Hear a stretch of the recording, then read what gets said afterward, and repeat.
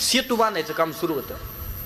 प्रत्येक वानर आपल्या हातात एवढा दगड घ्यायचा आणि त्या समुद्रात टाकायचं. तिथे एक खारुताई होती. खारुताई माहिती? ते बारक्या खारुताई माहिती तुला? केवढी असते? छोटी तरी 7-8 फूट.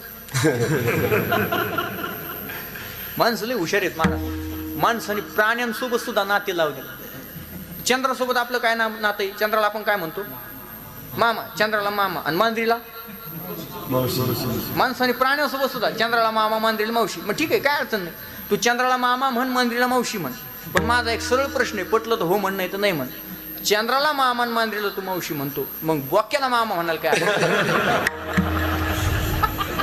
बोक्याला मामा म्हणाल काय अडचण आहे? पण ऐक, बोक्याला मामा म्हण, पण मामाला बोक्या म्हणू नको. कारण सध्याची परिस्थिती गणेश बाबा अशी, अख्खं जग आपल्यावर नाराज असू द्या, फक्त मामा खुश पाहिजे, कल्याण झालं. आणि ज्याला याच्यातलं काहीच नाही कळलं, कालच दिवशी प्रसाद घेऊन आलं लक्षात.